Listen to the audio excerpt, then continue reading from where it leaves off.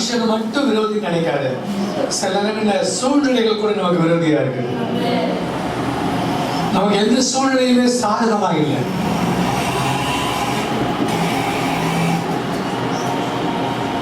ஏதாவது சூழ்நிலைகளை கர்த்தர் மாற்றுவார் என்று சொல்லி நாம் காத்திருக்கிறோம். வெண்கல கதவுகளை உடைத்து, இரும்பு தாழ்பாள்களை உடைத்து, ஒளிப்பிடத்தில் இருக்கிற பொக்கிஷத்தை எடுத்து நான் நினைக்கிறேன். இந்த புதிய மாதத்தையும் புதிய வாரத்தையும் உடைய பிரசனத்தில் கொடுத்து நாங்கள் ஆரம்பிக்கிறோம். இயேசுவின் நாமத்தில் அர்ப்பணிக்கிறோம் நல்ல பிதாவே. ஒரு போர் முடிந்தது. அதுதான் இன்னைக்கு பக்கத்தால் போட்டு, அது எப்பேற்பட்ட யுத்தமா இருந்தாலும், ஒருவேளை வேலை ஸ்தலத்துல யுத்தமா இருக்கலாம், இல்ல வீட்டுல யுத்தமா இருக்கலாம். நான் 3 யுத்தத்தை சொல்றேன். 42 ஏசாயாவின் புத்தகம் 40ஆம் அதிகாரம் 2ஆம் வசனம் படிமகள். ஏசாயா 40ஆம் அதிகாரம் 2ஆம் வசனம் படிமகள். பக்கம் எண் 844. எருசலேமுடன் பட்சமாய் பேசி அதன் போர் முடிந்தது என்றும் அதன் அக்கிரமம் நிவர்த்தி ஆயிற்று என்றும் அது தன் சகல பாவங்களின் நிமித்தமும் கர்த்தரின் கையில் இரட்டிப்பாய் அடைந்து தீர்ந்தது என்றும் அதற்கு கூறுங்கள் என்று உங்கள் தேவன் சொல்லுகிறார். என்கிட்ட கர்த்தர் சொல்றது அப்படியே இருப்பாரு. போய் சொல்லு. நீங்க எல்லாம் வீட்டுல இன்னைக்கு கிளம்பும் பொழுது ஒரு பயத்தோட பக்தியோட ஒரு பிரதிஷ்டையோட கிளம்பிருக்கிறீங்க. இன்னைக்கு வீட்டுக்கு போகும்போது நீங்க வெறுமையா போக கூடாது. இன்னைக்கு என் வாழ்க்கையில ஒரு யுத்தம் முடிய வேண்டும். அந்த ஜெபம் தான் இங்க என்ன பண்ணுதுன்னா மேல தூக்குது. கர்த்தருடைய ஜெபம் தான் ஊழியக்காரன் மேல தூக்குமே தவிர அறிவு மேல தூக்கவே. இன்னைக்கு உன் நம்பிக்கையோட லெவல் கூடுறது இல்ல, உன் விசுவாசத்தின் லெவல் என்ன செய்யணும்? கூடணும். நம்பிக்கை உலக பிரகாரமானது, விசுவாசம் தேவனுக்கு உரியது. விசுவாசம் தான் ஒழிந்து போகாது. கர்த்தரை கிரியை செய்ய வைக்கணும்னா கர்த்தர் உனக்கு ஏதாவது செய்யணும். செய்யணுமா வேணாமா? அப்படி அவருக்கு விசுவாசமா இருக்கணும். கர்த்தர் பாப்பாரு, நீ கர்த்தரை நம்பிக்கையா இருக்கிறது. கர்த்தர் செய்வாரு, கர்த்தர் நடத்துவாரு. நான் சொல்லிட்டேயா, நான் ஜெபிட்டேயா, எங்க பாஸ்டர் ஜெபிக்கிறாரு, நடக்கும். இதெல்லாம் நம்பிக்கையின் வார்த்தைகள். அப்படி இல்லை. நான் விசுவாசிக்கிறவர் இன்னார் என்று அறிவேன். நான் விசுவாசிக்கிறவர் இன்னார் என்று அறிவேன். நான் யார்கிட்ட என்ன ஒப்பு கொடுத்துக்கணும், அந்த தெய்வம் எனக்காக எல்லாவற்றையும் செய்து முடியும். எனக்காக எல்லா காரியத்தையும் செய்து முடிப்பார். அதாவது நம்பிக்கை என்கிற வார்த்தை வேறு, விசுவாசம் என்கிற வார்த்தை. நான் ஏற்கனவே சொல்லிருக்கேன், உனக்கு மூளை இருக்கா? இருக்கு. ஆனா அந்த இடத்துல கையில காட்டு, அப்பதான் நம்ப வேண்டாம், அதனால செத்து போயிடுவான். மூளையோட செயல்பாடுகளை உணர முடியும். எல்லாருக்கும் மூளை இருக்கா இல்லையா? ஏன் அப்படி பாக்குறீங்க? எனக்கு இல்லைன்னு யோசிக்கிறீங்களா? எல்லாருக்கும் இருக்கு. அதில் சொல்லுங்க பார்க்கலாம். சில பேருக்கு உடம்பு ஃபுல்லா கட்டுற மூளையை கொடுத்துருக்காரு. இது என்னோட மூளை இல்லை, இது கர்த்தரோட மூளை. அல்லேலூயா. என்னுடைய ஞானம் இல்லை, யாருடைய ஞானம்? தேவனுடைய ஞானம். அப்ப இந்த மூளையோட செயல்பாடு தான் விசுவாசம். உன்னை ஆப்ரேட் பண்றது விசுவாசம். விசுவாசின்னா சுவாசம் எடுத்துக்க விசுவாசம். நான் கெட்டு போக மாட்டேன். ஒரு சின்ன சுகர் வந்த உடனே ஒரே ஆளு, ஓ நான் செத்து போயிடுவேன். உன்னை கட்டு திட்டி பார்த்தால மாத்திருக்கேன். சந்தோஷமா அவங்க ஒரே ஆளு, நான் செத்து போயிடுறேன். சுகர் என்ன அர்த்தம்? உன்னை கத்துறது வாங்கியிருக்காரு. இவ்வளவு நாள் நீ கசப்பா இருந்திருக்கிற, கத்தவன் என்ன வாங்கியிருக்கிறாரு? சில பேருக்கு யாரோ பார்த்தாலும் கசப்பு. அவனை பிடிக்காது, இவனை பிடிக்காது, இவனை பிடிக்காது, அவனை பிடிக்காது, அவன் வேண்டாம், இவன் வேண்டாம் அப்படின்னு இருப்பாங்க. இந்த கசப்பான ஆட்கள் தான் இல்லாம இது ஒண்ணு வந்துருச்சு, ஒண்ணு வந்துருச்சு. இதுக்கெல்லாம் ஏன் பயப்படுறேன்? அதுவே சொல்லுவாங்களா? என்னைக்குனாலும் பரலோகத்தின் தேவன் இந்த உடம்பை மண்ணில் பதைக்க வைக்க மாட்டாரு. நீ திருமணம் இருக்கிறதுனால அவர் தன் சரியத்தை அவருக்கு உடம்பை போட்டு கொண்டு போவாரு. இதுதான் ஆசீர்வாதம். இயேசுநாதர் மோசையை வந்து இறங்கி அவரை தன் தோல்ல கொண்டு போனது போல உண்மையும் எண்ணையும் அவருடைய வருகையில, தேவனுடைய வருகையில நம்ம அப்படியே கொண்டு போவாரு தவிர. ஹல்லேலூயா. ஒரு வசனம் இருக்குது, சொல்லுங்க. இரவிலும் தேவரீர் அருளின வெளிச்சத்தினாலே நான் இருளை கடந்து போனேன். நான் என்ன கடந்து போனேன்? உன் வாழ்க்கையில நீ இருளை கடந்து போகணும்னா, உன் வாழ்க்கையில நீ இருளை கடந்து போகணும்னா நிறைய நேரங்களில் இருள் வந்தது. அப்ப இந்த வெளிச்சத்துக்குள்ள போகணும்னா தேவனுடைய வெளிச்சம் வேணும். அவர் பைபிள் உட்கார்ந்துட்டு ஜெர்மன்காரரு அந்த யுத்தத்துல இங்கிலாந்துக்காரர் வந்து ரொம்ப கொண்டு போறாங்க. தவிக்க முடியல, எங்களுக்கு எப்படியாவது போர் முடியணும், எங்க யுத்தம் முடியணும். இந்த யுத்தத்துல நிறைய டெக்னிக்ஸ் இருக்கு. அந்த யுத்தத்துல இருக்கிற அத்தனை டெக்னிக் பைபிள்ல இருக்கு, வேதத்துல இருக்கு. உடனே கத்த சொன்னாங்க, நீ கண்ணை என்ன போட்டிருக்க? கண்ணாடி. அவரு எல்லாரும் கண்ணாடி போட்டுருக்காங்க ஜெர்மன்காரர். இந்த கண்ணாடியில ஒரு சில மாற்றங்களை கொண்டு வா, நான் உனக்கு இருட்டிலேயே பார்க்கிற மாதிரி கத்து கொடுப்பேன். உடனே அவர் சில மாற்றங்களை கண்டுபிடிச்சப்ப, நேற்று சொன்னல, கடவுளோட ஆஸ்வதிக்கிறப்ப முதல்ல உன் நினைவுகள்ல வந்து இணைப்படுவாரு, உன் சிந்தனைகள்ல இணைப்படுவாரு, உன் எண்ணங்கள்ல இணைப்படுவாரு. ஹல்லேலூயா. நம்ம என்னதான் செஞ்சாலும் எதிரியை ஜெயிக்கணும்னா முதல்ல யுத்தம் கத்தி எடுத்துக்கிட்டோம் இல்ல சண்டை எடுத்துக்கிட்டோம் அப்படிலாம் போய் போடுறது அது வேறதான் யுத்தம். ஆனா முதல்ல யுத்தம் பண்றப்ப எங்கத்துல யுத்தம் பண்ணணும், எதுல பண்ணணும் யுத்தம்? சொல்லுங்க. தீய ஆவிகள் உங்கள்ட்ட எங்க வந்து யுத்தம் பண்ணும்? நினைவுகள்ல அங்கதான் யுத்தம் பண்ணும். கர்த்தர் எங்க வந்து பேசுவார்? நினைவுகள்ல. அப்ப நினைவுகளை நீ கத்துக்கிட்டதுனால சரியா டியூன் பண்ண நல்லா இருக்கும். ஜெர்மன்காரர் அந்த கட்டளை பிள்ளைதான் இந்த நைட்ல கண்டுபிடிக்கிற கிளாஸ் கண்டுபிடிச்சு எல்லாருமே இங்கிலாந்துல ஜெயிச்சாங்க. இன்னைக்கு கர்த்தர் சொல்றாரு, உன் வாழ்க்கையில நீ கெட்டு போயிருவ, நீ நல்லா இருக்க மாட்ட, உனக்கு நிறைய சொல்லல. அதாவது 9 கட்டல இங்க கேது இருக்கா, இங்க ராகு இருக்கா, இங்க சுக்கிரன் இருக்கா, இங்க சனி இருக்கா, 9 கட்டல இருக்காங்க. நீங்க வந்து உட்கார்ந்துக்கல, இந்த 9 கட்டல ஏசப்பா வந்து உட்காருவாரு. இன்னைக்கு 9 கட்டத்திலையும் அந்த 7வது கட்டத்துல உட்கார்ந்து இனியும் வாழ்க்கையில நல்ல காலம் தான். அல்லேலூயா. அவன் மாடை வச்சுட்டு சொல்றான், நல்ல காலம் பிறக்குது, நல்ல காலம் பிறக்குது. நான் மாடை வச்சுட்டு சொல்ல, உன்னை படைச்ச தெய்வத்தை வச்சுட்டு சொல்றேன், உனக்கு நல்ல காலம் பிறக்குது, உனக்கு நல்ல நேரம் வருது, உனக்கு நல்ல சூழ்நிலைகள் வருது. பயப்படாதீங்க, நம்ம ஜெயிப்போம். அல்லேலூயா. கண்டிப்பா என்ன செய்வோம்? ஜெயிப்போம். இன்னைக்கு வாக்குத்த வார்த்தையை நான் உனக்காக காரியங்களை என்ன செய்வேன்? சீக்கிரமா செய்வேன். கர்த்தருக்கு சீக்கிரமா செய்யணும்னா நீ அவருக்கு விசுவாசமா இருக்கணும், நம்பிக்கையா இருப்பது. நீ இருக்க அத்தனை பேருக்கும் ஏசுநாதர் தெரியும், சர்ச்சை தெரியும், கிறிஸ்டின்களை தெரியும், பெண்டகோஸ்தேயர்கள் தெரியும், நிறைய பேர் தெரியும். அவங்களுக்கு தெரியாத விஷயங்களே ஒண்ணுமே இல்லை. அப்ப அவங்களுக்கு என்னதான் தெரியாது அப்படின்னா அவங்களுடைய ஆவி இல்லை, அவங்களுடைய ஸ்பிரிட்ல இன்ன வரைக்கும் இயேசுநாதர் தெரியாது. இவங்க கேள்விப்பட்டது எல்லாம் இந்த உலகத்துல நடக்கிற சம்பவங்களை பார்த்தாங்க. இன்னைக்கு நீ கண்ணை மூடும்போது பரலோகத்தில் நேரும்.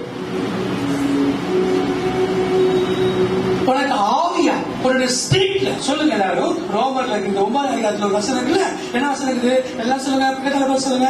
விசுவாசத்தினாலே நீதிமான் பிழைப்பான். உங்களுக்கு விரோதமா பிசாசு ஒரு எம்டன் விட்டுருக்குது. உங்களுக்கு விரோதமா பிசாசு என்ன விட்டுருக்குது? எம்டன். நீ அறிவுல உட்காந்து யோசிக்கிற எம்டன் அப்படின்னு இதை தூக்கி அதை போட்டு, அதை தூக்கி இதுல போட்டு, இதை தூக்கி இதுல போட்டு, இதை தூக்கி இதுல போட்டு, கடைசியில வாழ்க்கை பூரா எதையாவது தூக்கி போட்டுக்கிட்டு இது வரைக்கும் வாழ்க்கை நிம்மதி இல்லை. அவன் சொல்லுங்க, சந்தோஷமா சொல்லுங்க பாருங்க.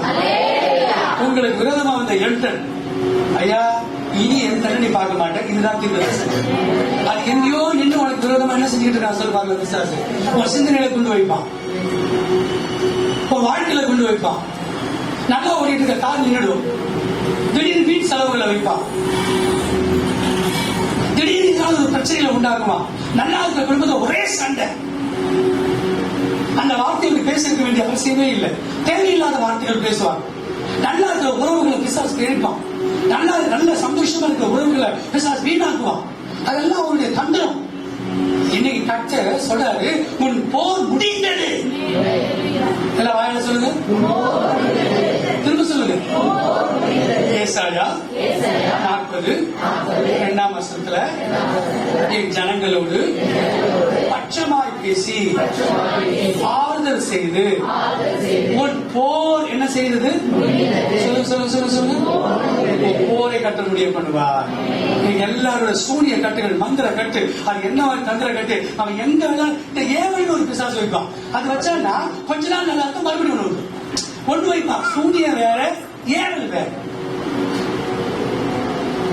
இதுக்கெல்லாம் ஒரே ஒரு வழி என்னன்னா, ஏவல் கட்டுல இருந்து ஏசப்பாவோட சரீரத்தை சாப்பிடணும், ஏசப்பாவோட ரத்தத்தை சாப்பிட்டாரா 9 கட்டணத்திலையும் கடவுள் வந்து உட்காருவார்.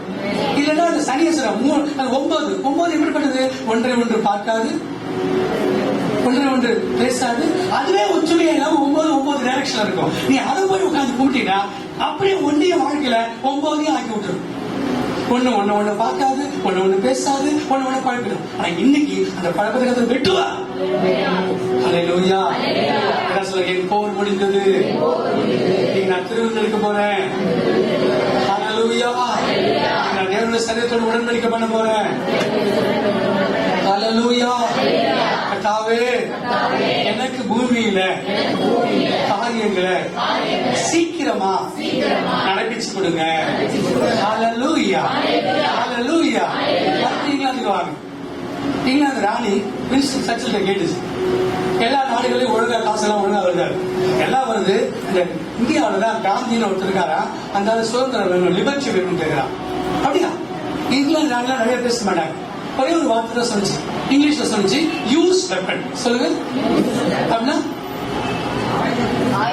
சொல்லுங்கம்மா, ஆயுதங்களை யூஸ் பண்ணு, வச்சிருக்க ஆயுதங்கள் அதை எடுத்து யூஸ் பண்ணு அப்படின்னு சர்ச்சில் அந்த பிரதமர் சொல்லிச்சு.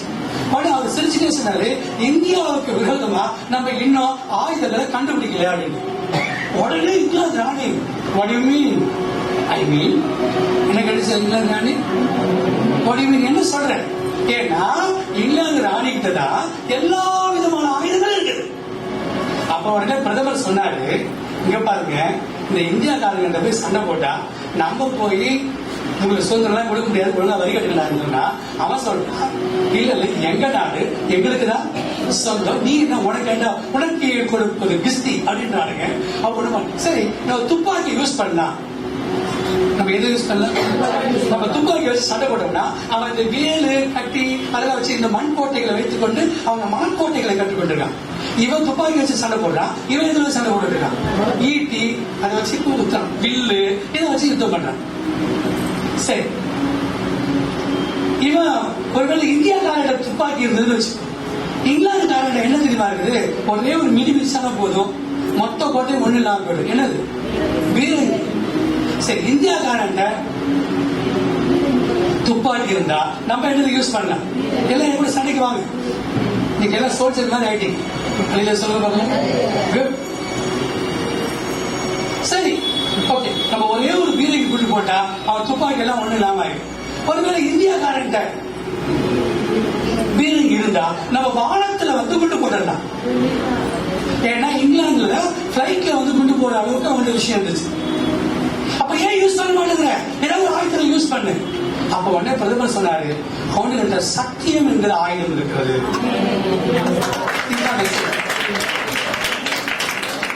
அவன் என்ன, பட்டயத்தை எடுக்கிறவன் பட்டயத்தாலே மடிவான்.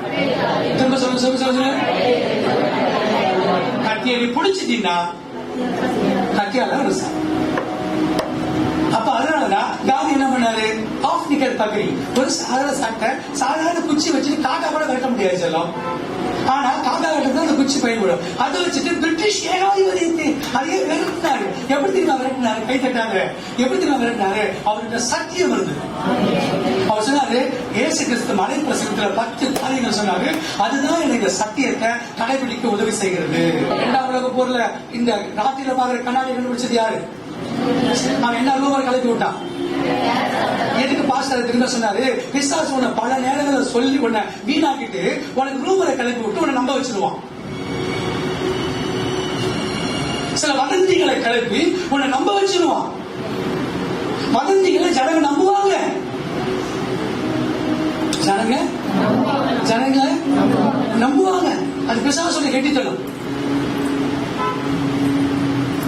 அப்ப உனக்கு விரோதமா பிசாசு சில வதந்திகளை உண்டாக்குறானே, அந்த வதந்திகளை கர்த்தர் இன்னைக்கு வெட்டுறதுக்கு உனக்கு விரோதமா உன் வேலை செய்யற இடத்துல, இல்ல உன்னுடைய வீட்டுல, இல்ல உன் சூழ்நிலைகள்ல நீ மனுஷனை மட்டும் பார்க்காத. நீங்க கர்த்தர் சொன்னாரு, உன் சர்க்கம்ஸ்டன்ஸ், உன் வாழ்க்கையின் சூழ்நிலைகளை நான் சரி பண்ணி கொடுக்கிறேன். எதை நான் சரி பண்ணி கொடுக்கிறேன்?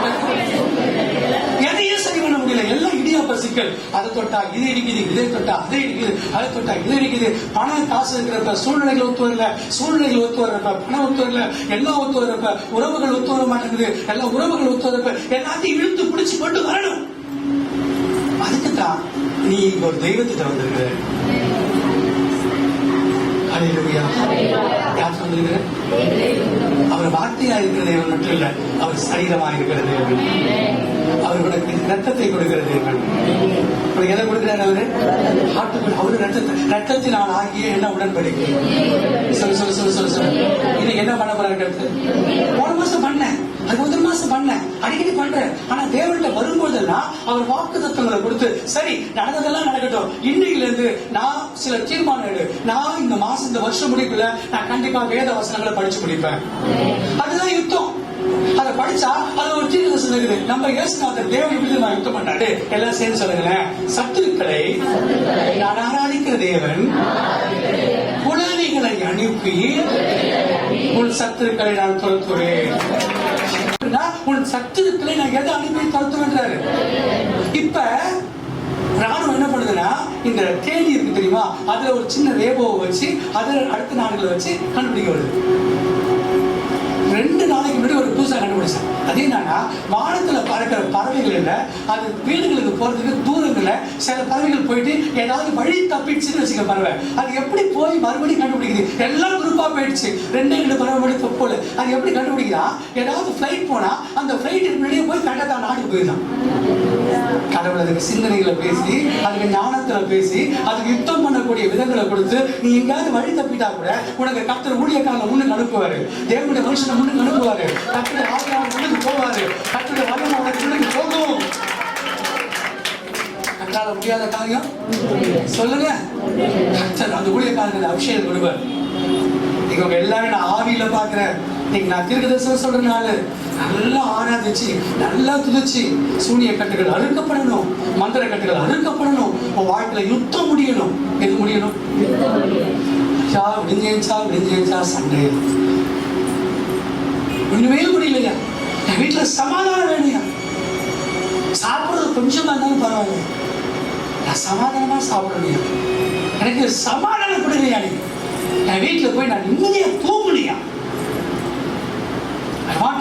நல்ல சவுண்ட் ஸ்லீப். சவுண்ட் ஸ்லீப்னா ஒரு அமைதியான நிம்மதியான தூக்கம் வேணும். எல்லாம் அவனை கொடுப்பாரு கர்த்தருடைய பிள்ளை.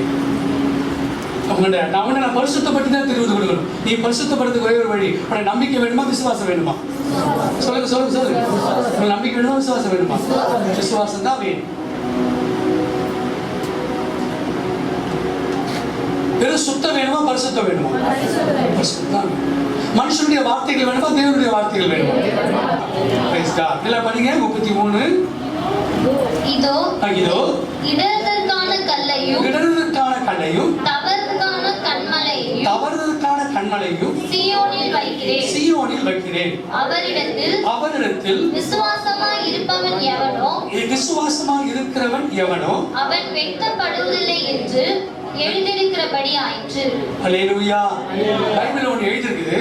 என்ன எழுதிருக்குன்னா, நிறைய இடங்கள்ல கன்னி வெடி, இங்கிலீஷ்ல லேண்ட் ஸ்லைட் சொல்லுவாங்க, கன்னி வெடி தமிழ். லேண்ட் ஸ்லைட்ஸ் எங்க இருக்குன்னு தெரியுமா? பூமிக்கு அடியில் இருக்குன்னு தெரியும். அது எங்க இருக்குன்னு யாராவது கண்டுபிடிக்க முடியுமா? கன்னி வெடினா என்ன? ஒரு வெடிகுண்டை மண்ணுக்கு கீழே போச்சு வச்சிருவோம். யானைகளை பிடிக்கிறதுக்கு போய் அதை கால் வச்சா அதெல்லாம் பார்த்துருப்பேன், தப்பான்னு வெடிக்கும். ஸோ தீவிரவாதிகள் பூமிக்குள்ள குண்டு வைப்பான், ஏதாவது கார் வந்தா அடிக்கும். இங்க பைபிள் வசனத்துல கன்னி வெடி இருக்குதான். என்னன்னா, நீ நடந்து வருகிற இடத்துல அந்த மகள் படிச்சாங்க, எல்லாம் சொல்லுங்க, தவறுதற்கான என்ன போட்டது, என்னது, அப்புறம் இடறுதலுக்கான அதுதான் கன்னி வெடி. அப்பா சொல்றேன். அப்போ உங்க லைஃப்ல நீ கடந்து போற இடத்துல 2 இருக்குது. என்னது? கல்லு. அது என்ன கல்லு பாக்குற? பாஸ்டரியா, நான் பாட்டு வேலை பார்த்துட்டே போனேன்னா இது கீழே கல்லு இருக்கியா, கல்லு இடிச்சிருச்சு. புஷ், கல்லு இடிக்கல, நீ போய் இடிச்ச. எத்தனை நாம சொல்லுங்க, கல்ல இடிச்சது ஒன்று, கல்ல இடிச்சது யாரு? நாமங்காரு நீ. அப்ப நீ நடக்கிறதுக்கு பைபிள் வசனம் போட்டுருக்கா, என்ன கல்லு வச்சிருக்கா தம்பி?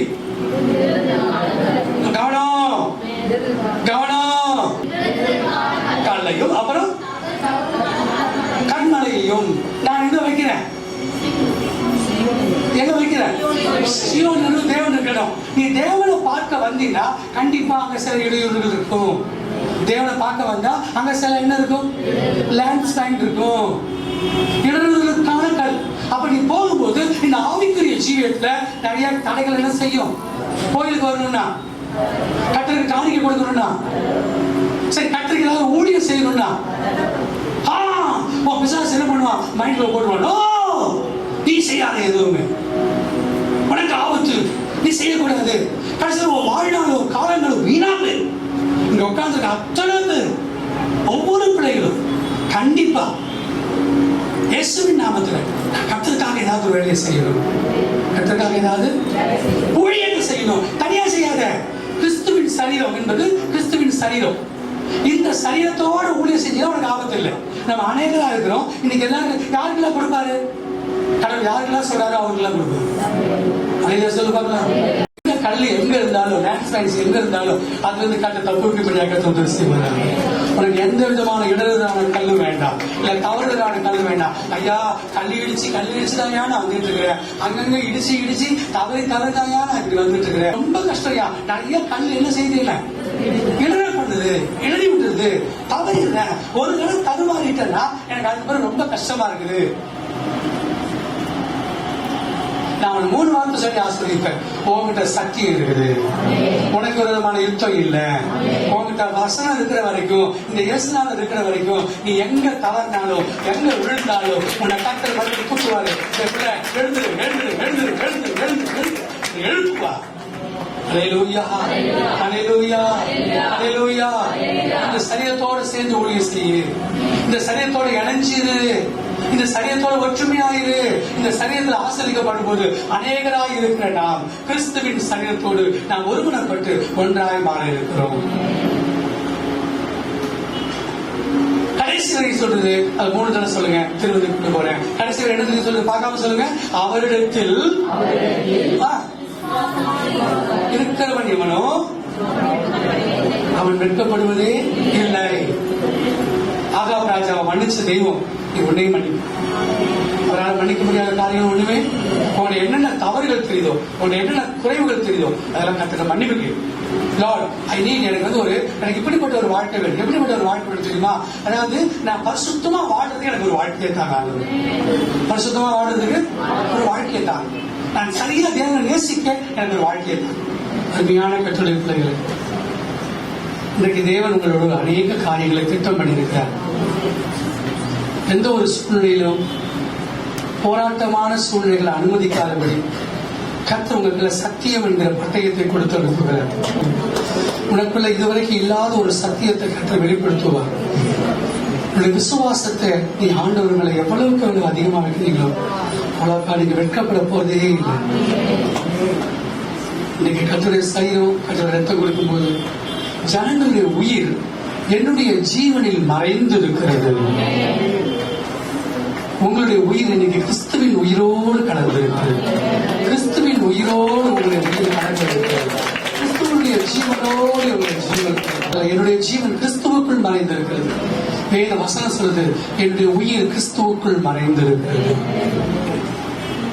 உனக்குள்ள இருக்கிற உயிர் சக்தி கடவுளுடைய சக்தியோடு இன்னைக்கு கலந்து. இந்த சூனியம் மந்திரம் யாரும் உனக்கு விரோதமா இந்த மாதிரி காரியங்களை செய்யறா?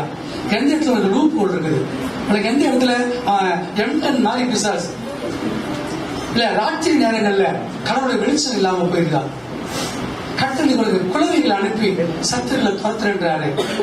வானத்தில் சில கற்களை போட்டு கிதியோனின் நாட்களை கட்ட துரத்துன. நீங்க கிதியோனின் பட்டையும் கர்த்தருடைய பட்டையும், கிதியோனின் பட்டையும் கர்த்தருடைய